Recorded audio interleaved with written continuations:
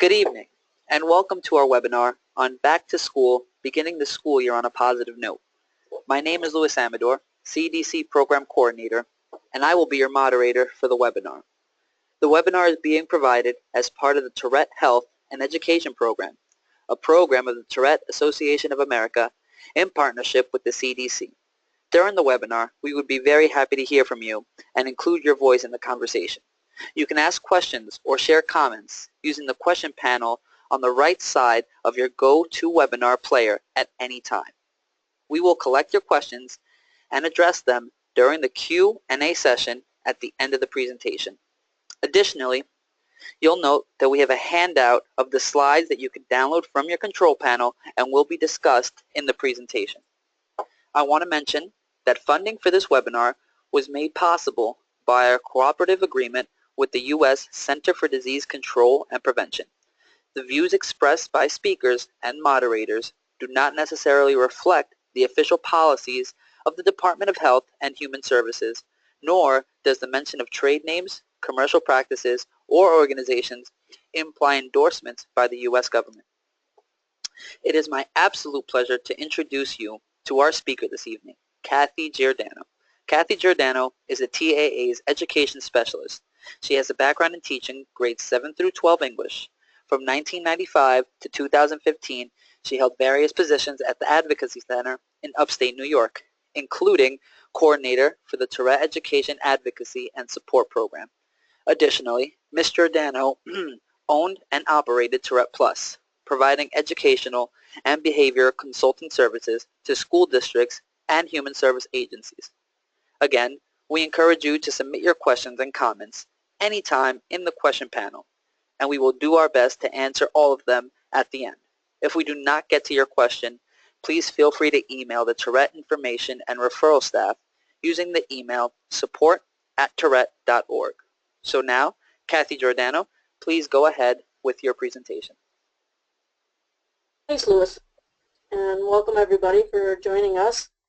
I know that some of you have already begun a new school year, but I'd like to highlight some thoughts that I've learned over the years of being a parent of a daughter and a son with different levels and difficulties of Tourette Syndrome, as well as working with families in schools for so many years. I think that beginning the year in a positive way is probably the most important for students with Tourette, more important than any other disorder. It's really hard for teachers and other education professionals to see a child with Tourette as necessarily having any significant issues that warrant any kind of support. Kids with Tourette generally want to get good grades, they want to have friends, and they want to do what's expected of them. They look like typical kids and often have above average abilities and talents in specific areas. So it's also not helpful that each kid is different and have different symptoms and different tics, which oftentimes aren't recognized as being the typical Tourette syndrome symptoms. So parents need to work at being a welcome member of the team and not being seen as an angry parent. Unfortunately, there's times when a more forceful approach is required, but for this webinar, I'd like to have us focus on what parents can do to help make this year a positive one for their kids. There are way too many misperceptions about Tourette, and you add that along with some unfortunate misperceptions of parents, and it doesn't add up to an environment in which people want to understand as much as they can and provide an otherwise capable student with supports.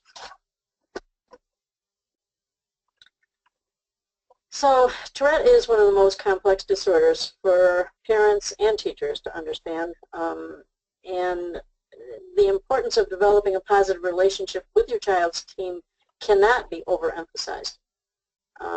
One thing I find most parents are surprised by is that despite the Tourette Association's efforts, Tourette syndrome continues to be seen as a rare disorder and typically is not taught to future teachers while they're in college. Because of the new federal law, Every Student Succeed Act, which took the place of No Child Left Behind, We are in the process of having parents in every state send emails to their state departments of education and local school districts. We're attempting to have Tourette included in annual professional development in services. So if you're interested in helping out with that effort, please contact me. Either contact the Tourette Association and it will get to me, or my email is kathy.giordano@tourette.org. So when you meet with your child's teachers and support staff, you really want to think of ways in which you can let them know that you're not a parent who is going to use Tourette syndrome as an excuse. But you are a parent who wants to help the school prepare your child for higher grades and for life after school. So talking briefly about what your child's strengths and interests are can be helpful. When discussing tics, one of the things that I like to do, phrases that I use are typically and generally speaking. So for example, you can say that typically the more tics are ignored, the less they occur. Or you could say that the Tourette Association states for most students with Tourette, negative consequences are not successful. So if you use typically and generally and for the most part, that typically comes across better than if you just state it as a hard fact. And be aware that educators may assume that you have all the answers for every situation. Just as a parent, lots of times we're at a loss, teachers are also at a loss. So what you can do is let them know about us, about the Tourette Association, that we can provide them with a lot of resources, either electronically or they can even speak with myself or with members of the Tourette Education Advisory Board, who are all have many years of experience in education. So you want to go in with some bullet points. I like to go into meetings with a cheat sheet of topics so that I walk away. I don't walk away and say, oh darn it, I forgot to talk about that. So here's some examples you may want to touch on. If you're having a team meeting with your child's team, you want to talk about the fact that symptoms are a result of physiological urges. That's kind of a new concept that a lot of people don't understand, but they aren't that they're trying to do it, they really are urges. And because of that, they're both involuntary, but also they're able to be suppressed. So you might want to use the example of scratching an itch. You may be able to suppress scratching it, but it generally does not go away, and eventually you will need to scratch it. And the effort of not scratching it is a distraction from doing your work or listening to a lecture. So just as an itch is a physiological urge, blinking is a physiological urge if you don't do it for a long time, that can help them understand better what you mean when you talk about tics as being physiological urges. Another thing that people generally don't recognize is that Tourette is a disability of disinhibition. Students with Tourette typically, they know right from wrong and they want to do right, but their mental brakes malfunction and they make a sound, they make a movement, they have a statement or an action or even an emotional outburst, which they know is wrong, but they can't inhibit it in the moment. And that's, I get that phrase in the moment from Dr. Ross Green, who I have a tremendous amount of respect for. So when we try to help them and say, okay, don't do that again, they say, okay, I won't do that again. And then they walk away and it happens again because in the moment they aren't able to inhibit doing it. So I like to use an example of a park bench that has a wet paint sign on it. I know I'm not supposed to touch it, but because it says wet paint, I have a harder time not touching it than if the sign wasn't on it. Another thing that is quite surprising is that symptoms are sometimes suggestible.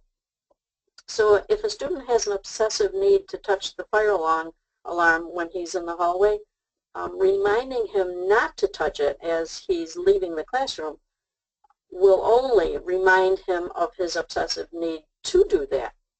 So reminding students, other students, is sometimes helpful, but for students with Tourette, it often backfires. It puts the thought in their brain, which then makes it hard to inhibit.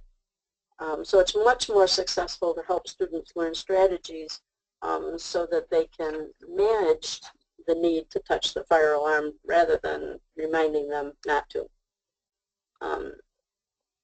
Also, well, most tics can be ignored. In order for students with Tourette to be successful in life, they need to learn strategies. They need to learn strategies that they can use to manage symptoms, not stop, not control, but manage symptoms that can't be ignored. Symptoms that really are disruptive to their lives. They need to learn the strategies to manage that. The focus has to be on teaching the strategies, not on punishment, not even on rewards, because punishment and rewards really don't teach.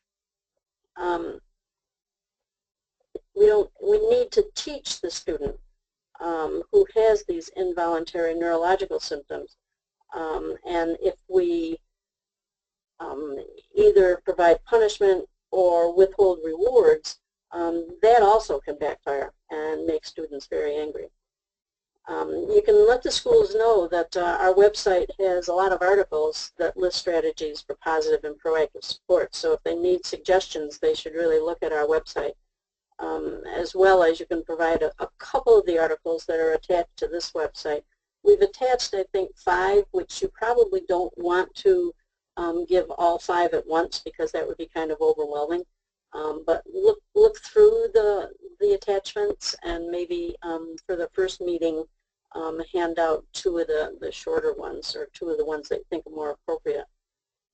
And lastly, because a child's perception is their reality, telling a child with Tourette that Johnny is not staring at them all day will not be helpful. The school needs to recognize that their perception is their reality. So that's when it's really important. When a kid has anxiety, lots of times their perceptions really are not reality, but it is their reality. So what needs to be done is developing a plan that's going to reduce the kid's anxiety that increases when he believes that Johnny is staring at him all day long. This is when a trusted adult is so critical for a student with Tourette and anxiety issues. One of the things we get asked a lot, if we could name one thing that's really important for a child in school, I often say that having a trusted person, somebody that the child trusts, that the adult is going to listen to him, not argue with him, not try to talk him out of things, listen and help him learn the strategies to be more successful in the future. Okay, so some positive ideas to consider when you're starting off the school year. We've seen a lot of creative students with Tourette develop their own brief PowerPoint that the teachers and staff can view. This can be really, really helpful. It's the child telling his side of it, and it can often be an extremely positive way to begin the year. Obviously, teachers love to see examples like this because it's almost like an assignment that they didn't even assign, and the child did it. Another thing that we have found to be helpful is writing a one-page introduction of your child. You want to attach a picture, not a studio picture, but a nice candid picture at the top of the page. Then we suggest that you list bullet points. Keep it as brief as possible, but get your points across. Usually 1 page is about as much as you want to do. And we also suggest that it be in a different color paper and that it should always be available to substitute teachers to take a quick look at. So you have a quick just bullet points, and you begin by talking about the child's strengths and interests. Then you can list some challenges and what has worked in the past, what kind of symptoms is he experiencing at the moment, what kind of difficulties are there. But you really want to focus more on the child than the disability. You also can include the Tourette Association contact information at the bottom of the page, as well as how they can contact you to set up a meeting to discuss things that are going on in school and hopefully positive and proactive plans of action. So it's number 3. Team meetings are great. So you want to encourage a team meeting, but we have found it best to be 3 or 4 weeks out into the year. That way it gives time for the teachers to get to know the child so that they're prepared to ask some questions, and also hopefully to be curious and more willing to contact the Tourette Association if they do have some questions. And oh yeah, it never hurts to bring a snack. Food is good. Homemade chocolate chip cookies are my favorite, but donuts, or if you want to be health conscious, you could bring something else. But finger food probably is the best. We've heard from parents that, I knew it was going to be a bad day because the whole morning started off rough. Send a short note in to the teacher letting them know that it's been a rough morning. That helps prepare the teacher to know what the possibilities are, and maybe to have some activities ready that they know will decrease their anxiety levels. Working on developing plans to help reduce anxiety is probably one of the most important things that the teacher and you can do for your child. But it's important to include the child in developing the plans. And it's also critical that the development of these plans are presented to the student in a way that is supportive and not punitive. That's really important. So you get this trusted person to tell the child that, we're trying to develop these plans and to help you, and we need your input. What do you think about that? Because you don't want them to think that, okay, it's just punishment, because then nothing is going to work. It's helpful and important to have an open dialogue between educators and parents when possible. Really try not to take things that they say personally. Lots of times they don't have a whole lot of time, and they'll write something down quickly. Too often we hear from angry parents because a teacher has written a note regarding how unorganized the student is, or how the tics get in the way of him being successful. When I was a professional advocate for the Advocacy Center, I would encourage parents to see this kind of information as proof that their child requires additional supports, and it's not being critical of their child or of them. It's also important to set up a system that works for everyone. The last thing you want is to send so many emails or make so many phone calls that the teachers cringe every time they see another email, or that they know you're calling again. So be very aware of not overwhelming them with emails or phone calls, or the resources that you give them. This is a new version of our iceberg that we've been using for many years. And we use it because it's an excellent visual of how complex Tourette. You can talk about Tourette, but looking at this visual, it helps people realize that what they're thinking are purposeful behaviors might really be due to a symptom of an unrecognized disorder, a hidden disability, something that isn't obvious or diagnosed yet. So you might want to make copies of this and hand it out to the teachers and support people. The importance of assessments and evaluations. You want to be aware of this right from the beginning of the year. And the iceberg is the perfect demonstration of why assessments and evaluations are important. for students with Tourette. Without a real accurate picture of the strengths and the challenges a student has, we can't possibly develop an appropriate support system. Too often we humans, we jump to assumptions. And I hear all the time that people see the behaviors as attention-seeking, purposely disruptive, being rude, being manipulative, being defiant. The kid just likes to push my buttons, or I get a slew of other bad behaviors listed as the reasons this kid is having difficulties.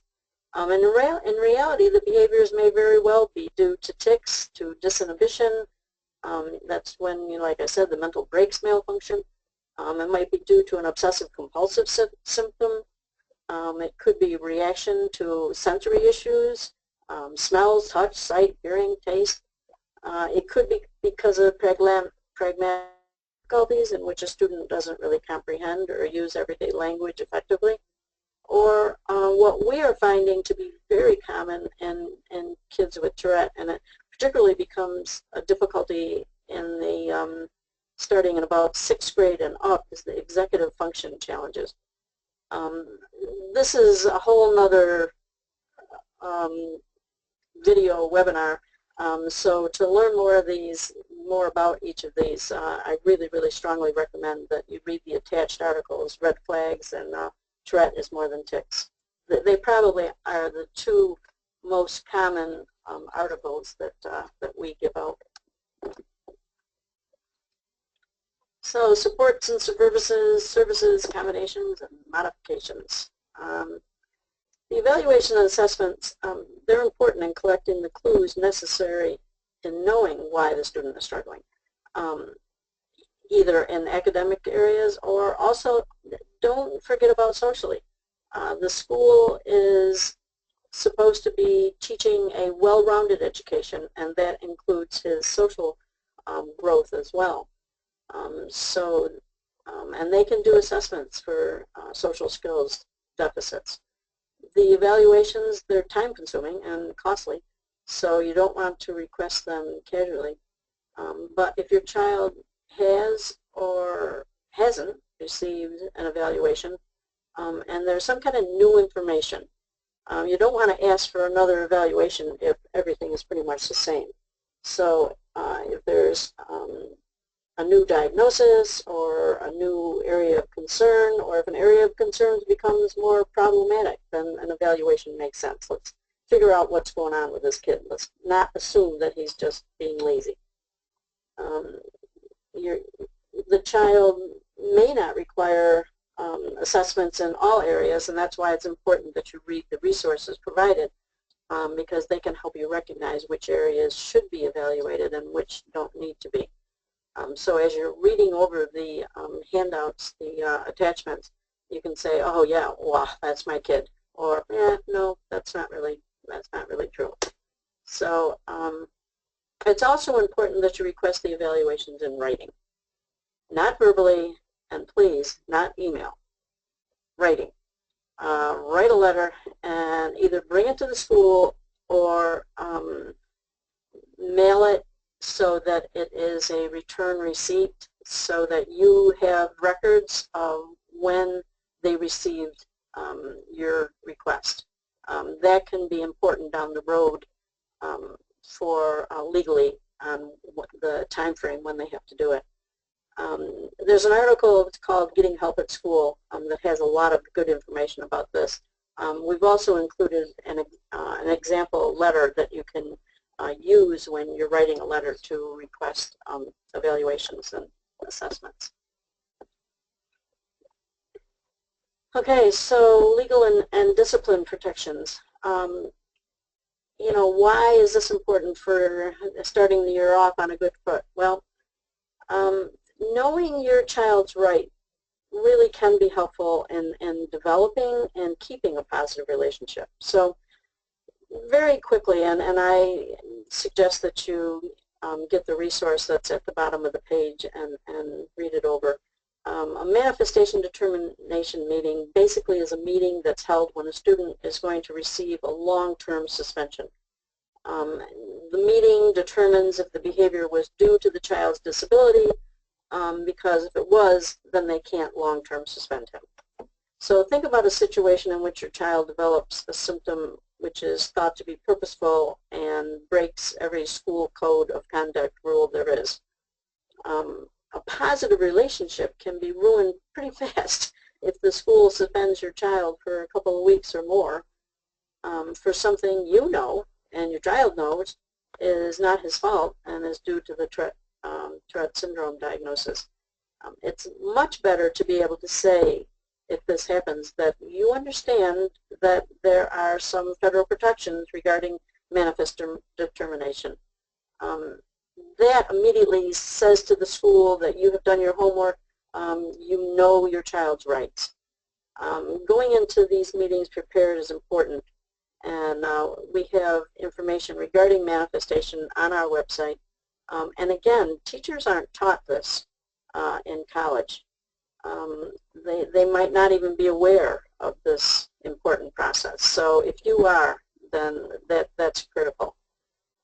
It's important that you research how your state interprets this protection. This is a federal law, and the states are allowed to interpret it differently. So some states will say that you can suspend a student up to 10 days before they have to have a manifestation meeting, and other states it's 5 days. So it's just helpful if you know this information ahead of time. And I've written down your State Department. That link will link you to every State Department of Education in the country. And another important link that you might want to note is for the Parent Training and Information Centers. The federal government mandates and actually funds the Parent Training and Information Centers, and there has to be at least one in every state. And the purpose is to help parents understand complicated special ed laws. So you might really want to save that link, and you might want to use it periodically. So I just wanted to include this really quick because this really has to do with the beginning of the year. Protections for students that don't have an IEP or a 504 plan. So the manifestation does protect kids that are IEP or have 504 plans, but doesn't protect kids if they don't have an IEP or a 504. But amazingly, and this is, I find this amazing, the federal law does state that a child with no IEP or a 504 plan does have access to these protections. But it's very specific. It's very, very, very specific. So if your child, what you want to do at the beginning of the year is write a letter. And again, write, not email or not talk. Write. Just brief. Just a brief statement that as the parent of the child, you are concerned that your child is in need of special education and related services. And you want to address it to a supervisor or administrator. So you want to address it to either the principal or director of pupil services or director of special education, something like that. Doesn't have to be long. All you're doing is saying that you are concerned that your child may need special education services. And if the school is aware, if they have knowledge that the child is a child with a disability, then they have to give the protections of manifestation. But if you can't write it after the incident, it has to be prior to the behavior that is going to get him long-term suspended. So we just recommend that everybody just write a quick letter at the beginning of the year saying that you have some concerns, that your child is in need of special educations and or related services. You also can get these protections if prior to the behavior that is getting him suspended, you ask for evaluation, or if a teacher writes or expresses concerns that the child may need some special education services. This is really pretty complicated, and if you would like more information about it, email me, or we could talk on the phone. I can send you some better information about this. I am in the process of writing an article directed specifically to this that will be on our website soon.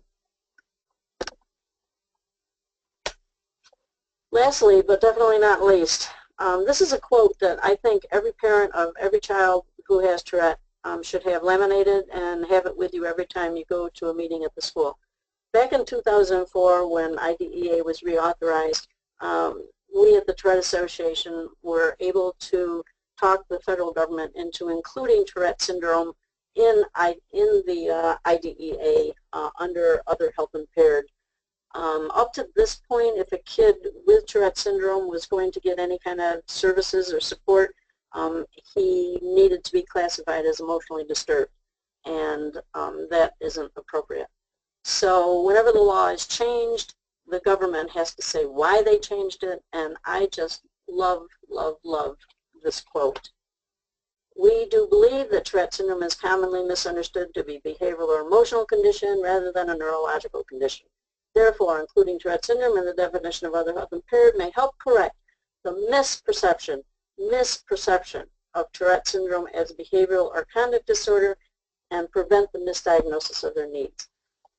So when you're at a meeting and they're thinking that the kid is doing this on purpose, or the kid has an emotional condition, or he's got a conduct disorder, or he's just bad, you can show this quote. This is the federal government. This is the federal government saying that, nope, Tourette is way often incorrectly seen as behavioral or emotional condition. So I, again, encourage every parent to have this in your wallet. So again, don't hesitate to contact us. We answer emails. We have phone conversations with parents and schools to try to help them understand Tourette Syndrome and the common related disorders. It's very complicated and easily misunderstood. Our Education Advisory Board has professionals in many different specialties, and they provide quality information in their areas of expertise. So please don't hesitate to contact us, and I thank you for joining us for this webinar, and I wish you and your child a safe, happy, and productive school year. Thanks. Thank you, Kathy, for a great presentation. We're now going to begin answering the questions submitted during tonight's presentation. As a reminder, you can still submit your questions through the questions pane in your control panel. All right, Kathy, so here's one question for you. How do I access the DVD and PowerPoint of TS in the classroom, school, and community? All you need to do is either call us or email us and tell us your address, and we will send it off to you. They're free because of the funding we get from the Center for Disease Control and Prevention. So that's an easy answer. We have another one here for you, Kathy. It's can the handouts be emailed to me or found on the website? I can email them to you. I think most of them are on the website. There is one that I wrote today, so I'm pretty sure it's not on the website yet. But just email me, and I can send you the handouts. And again, my email is kathy.giordano@tourette.org, or just email the Tourette Association and say you want to talk to the education person. Okay, so what accommodations should we request if most of our child's issues are executive functioning issues, not behavioral? For executive functioning, I think it's important. I actually think it's important for all students, but particularly kids with Tourette that have the executive functioning. And real quickly, executive functioning is like massive disorganization. They have difficulty organizing their thoughts, their materials, their actions, and so the best support they can get is either a consultant teacher or a resource room teacher, somebody that is willing to do a little research and understand Tourette and help the student develop strategies to overcome the executive functioning. And all too often, resource room teachers, consultant teachers, they've learned typical ideas about what to do and how to overcome misorganization. But if it's not going to work for the particular kid, then it's pretty useless. So I like consultant teachers and resource room teachers who are willing to work with the child to develop plans that will keep that child organized, not only in school, not only as he goes through school, but as an adult too. So there are some kids with Tourette that have IEPs or 504 plans that only offer a consultant teacher, a resource room teacher, to help with the executive functioning. Okay, Kathy. One person would like to know if you could just spell your email out. Yes, Kathy, K-A-T-H-Y, dot Giordano, G as in George, I-O-R-D as in David, A-N-O, at Tourette, Tourette.org. All right, Kathy, here's another one for you. How can I help my child, excuse me, how can I help my child not try to mask his Tourette's? He refuses to talk about it with family, friends, etc. He has been experiencing motor tics strongly since starting high school a couple of weeks ago, but doesn't want to discuss what may be bringing them on after not having any tics for several months. Oh, that is so hard. You might want to contact your local Tourette chapter to see if there's a youth ambassador close by that could come in and just do a general presentation. They don't have to say it's for your son, but just they go in and they talk about what it's like for them to have Tourette. You might want to show your son some videos of successful adults that have Tourette. We have a lot of, there's a major campaign going on for positive awareness about Tourette, which I'm really excited about because so many years there's such a stigma to Tourette, and there really shouldn't be, because a lot of people with Tourette are very bright and very talented and do well in life. So you might want to look at the Tourette YouTube. I think, is that it, Louis? We have our own Tourette YouTube Yes, site. we do. And that has testimonials of kids, like teenagers. So that may help them too. It's really unfortunate, and it's not unusual. I'm sad to say that it's not unusual because there is such a silly stigma. So he has to just get past. He needs to feel the positives of Tourette. And I know that's hard for a teenager. All right, Kathy, what about what things should we consider about sharing TS with classmates? Is it best to share at the start of the year? I would say yes. I've been doing this for a long time, and in my experience, it's better when kids know why another student is making noises or making faces or doing things. If they don't have a reason, if they don't know why, then there's much more bullying and much more teasing. So if the classmates know, and if it's explained in a really positive, good way, and again, we have some really dynamite materials on how to educate classmates. And if you can't find it on the website, email me and I can send it to you. I can send you a few different suggestions on, but we have a really wonderful article that was written by Helene Walliserver, who's on our Education Advisory Board, and she's a clinical psychologist. And her and a teacher wrote a paper on an article on how to educate classmates. We also have some really nice videos that can be used. And like I said, the Youth Ambassador Program, and if you don't have a Youth Ambassador in your area, there is a video of a Youth Ambassador that we can get to you. So yeah, I think it's best doing it at the beginning of the year. long answer for a short question. Sorry, Cassie. What if our school will not provide a resource teacher who works with our child separate from the other 30 kids in her student support class?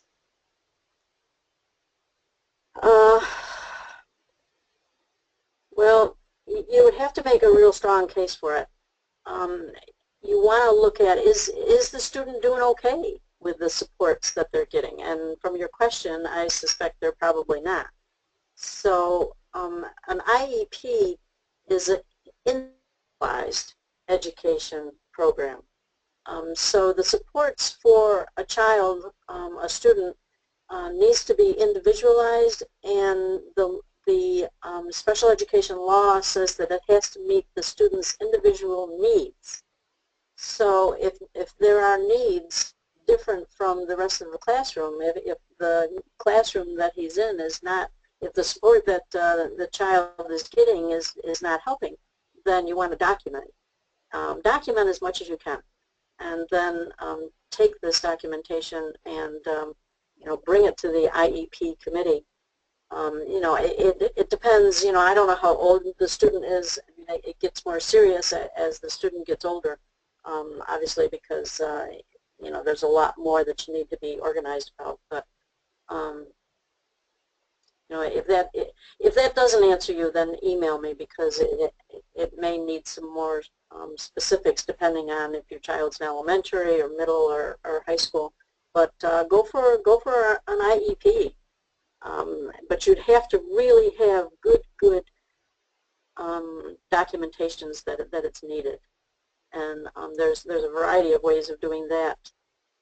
But it's really important, because IEP teams, the schools aren't. It's hard to get in some states, in some school districts, it's hard to get an IEP for a kid with Tourette, because again, they're typically capable and look like typical kids. Even 504 plans can sometimes be difficult, which is ridiculous. Or give us a call, and maybe we can be helpful. Here's one for you, Kathy. Where can I find the quote from the government to print? Well,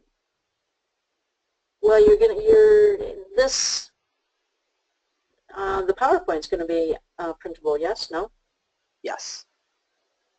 Either that, or it's on our website in a few different articles, or the easiest thing to do is just to email me and I'll send it to you. Okay, Kathy, here's one. My child just started 8th grade and has a 504 plan. She has TS, ADD, anxiety, impulse control issues, and some OCDs.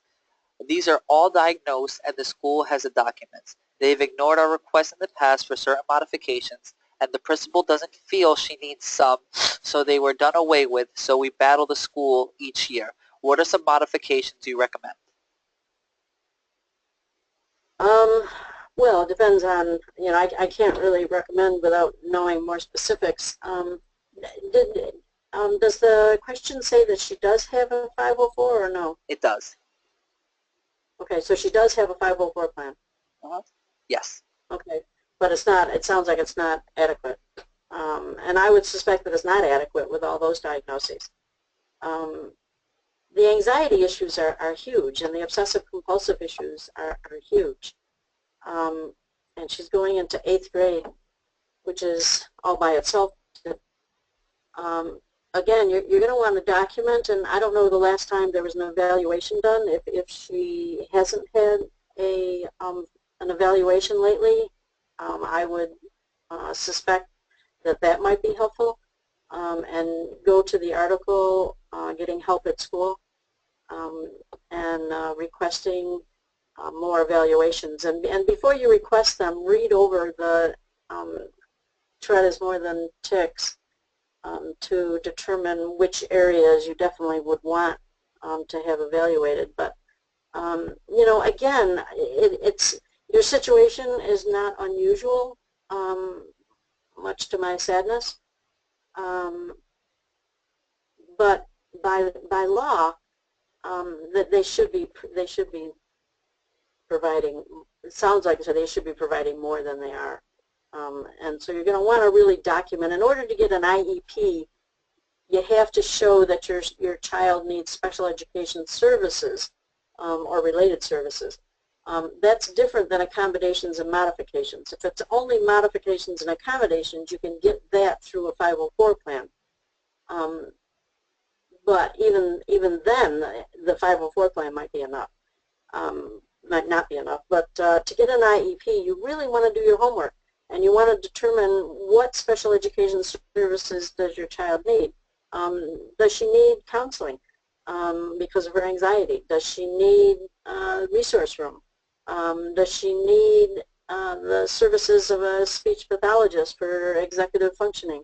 Or a speech pathologist because of pragmatic language? You know, you really want to figure out what this school sees as being special education, and then setting it. You put your lawyer hat on and really look at why she really needs those special education services, and be prepared to bring in documentation, which sounds like you haven't.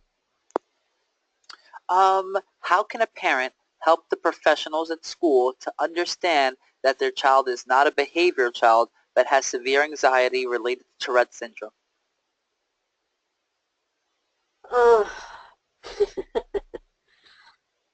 Another hard question. Good, but hard, and common. Well, first thing I would do is show them that that statement from the Department of Education, and then I would put in writing, and I would request a functional behavioral assessment. Now, we have on our website a guide for functional behavioral assessments and positive behavioral intervention plans. And if a functional behavioral assessment is done correctly, it will show why it's not behaviors. You can get the Tourette is more than tics and highlight areas that are your child's situation. And you can also call, you know, sounds like you're going to need an IEP. I mean, if you're not provided a 504, you can call the Office of Civil Rights. If you're not provided an IEP, you might want to talk to your local chapter to see if they have anybody that can go in. And you also might want to request that they have a team meeting, and that I be available by phone on the team meeting to answer any questions. You probably would not want to be at the team meeting, because I want them to ask me questions that they're not going to ask in front of you. You can, if there's a trusted person on the team, you can talk to that person and you know, suggest certain questions be asked.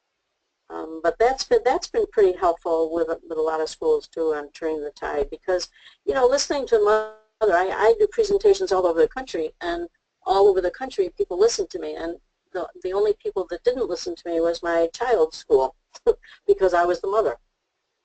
So it's always helpful to have an outside person answer some questions and say, no, this really is part of the Tourette. It's not behaviors.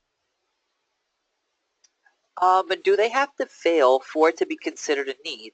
What if our child is gifted and has the ability to highly achieve?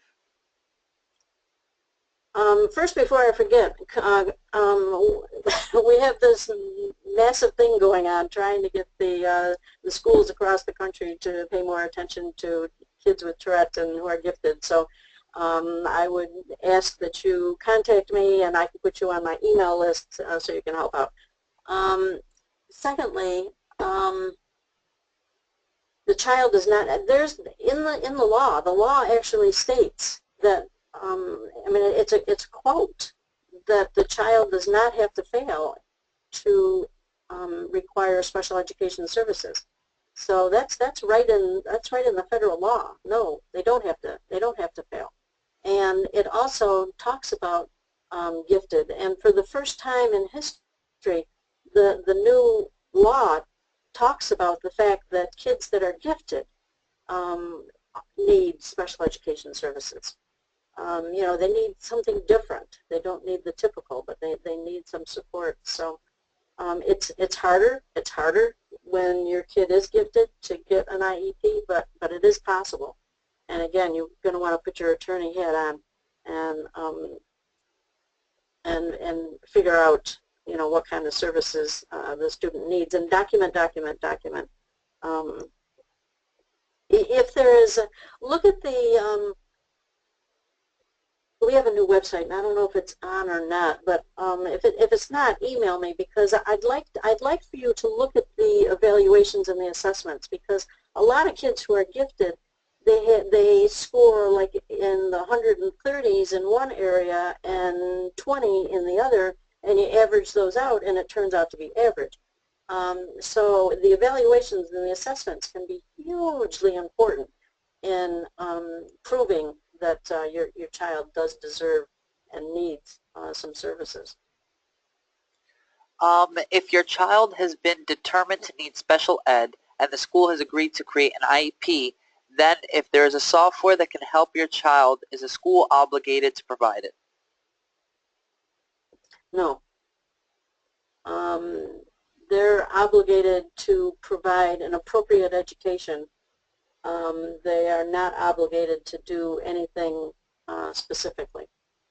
So you can't ask for a specific program. You can't ask for a specific aid. The law is very clear about that. They don't have to use the program that you believe to be best. Kathy, we have a couple of people asking if you can please state the website address that's being referred to. I could if I know it. It's just Tourette.org, right? No? Yes. Yeah, it is. Yeah. Okay. Tourette.org. I mean, I've got it on my fast thing, so I don't ever type it in. Yeah, Tourette.org. Okay. Or if you just go to Google and Google Tourette Association of America. How much notice do you need to communicate with the school team via phone regarding a child? I'm sorry, you kind of, something happened to your voice in the middle of that. How much notice do you need to communicate with the school team via phone regarding a child?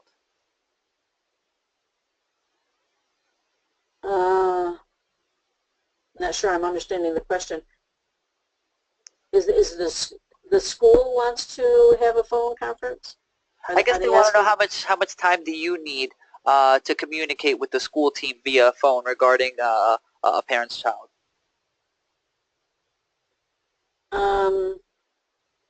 Okay, I'm still not sure of the question. I mean, you can call up that day, or if you're asking how much notice the school needs to give you, I think by law it's 5 days, but I'm not sure that I'm really answering the question. I have one for you here, Kathy. Are there special accommodations that can be obtained for a college student? Would a 504 accommodation be available? Yeah, what they do is IEPs end when the kid graduates from high school. 504s are civil rights laws, and so the civil rights laws say that, particularly if it's a public college, that they have to provide reasonable accommodations. And more colleges are providing modifications, and so what we have a great site on the website regarding colleges, and I would refer you to that, because what you're going to want to do, or your son or daughter should do, is to go to most colleges have a director of disabilities, students with disabilities, and you go and talk to that person, bring in your 504 that you had in high school, and then they can develop a new plan for the college. And most colleges are much, much more willing to do this than they used to be. All right, Kathy, if you could just run over your contact information one more time. We're being asked if it's best to reach you by phone or by email. It's really best to reach me by email, and to email me some times that we can talk by phone, if that's needed. So my contact information again is Kathy Giordano. So it's KATHY Giordano, G as in George, IORD as in David, ANO at Tourette.org. Kathy, I think we might have that one question a little bit more explained Clarified? to us. So yeah, clarify. Okay. If a parent would like a phone conference, how much notice do you need, Kathy, to have the school conference you to answer any questions pertaining to this person's child during a 504 meeting, because she has an upcoming meeting? Oh, to have me available? Yes, ma'am. Oh. Well, it really sort of depends on my schedule, and I don't typically, I can't advocate for anybody. I can be available to answer questions. So if there is if there's something you know, really, really important, and I sometimes will be available by phone. So during the 504 meeting, if it gets to a point where the mother or the parent or the school wants to ask me a question, then, you know, I'll block off an hour of my time, and I won't be on the phone or doing anything else. I'll wait to see if you call me. But I'm typically not at meetings the entire meeting. And what typically works better is to have the school talk to me before the 504 meeting, or even after the 504 meeting. But to have a team meeting or you know, a conversation with a couple members of the team usually works better than for me to be at the 504 meeting. I just have found that typically works better. Okay. Thank you, Kathy, so much for answering all those questions.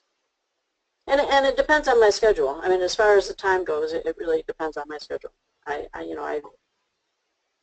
can't say a time frame. It really depends. Thank you, Kathy, so much. You're welcome. So this is all the time that we have for our webinar. Once you leave the webinar, you will receive a survey on the presentation, and we would appreciate it if you would complete that and provide your feedback. You will also receive a follow-up email within 24 to 48 hours with a link to view a recording of today's webinar. Additionally, the webinar will be posted on the Tourette Association YouTube channel for those who were unable to participate today. We encourage you to reach out to us on social media about this webinar or other ideas and suggestions you may have.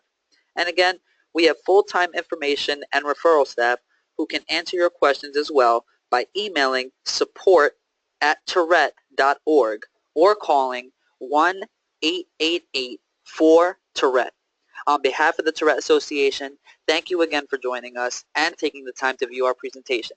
Thank you so much, and have a great rest of the day. Bye-bye.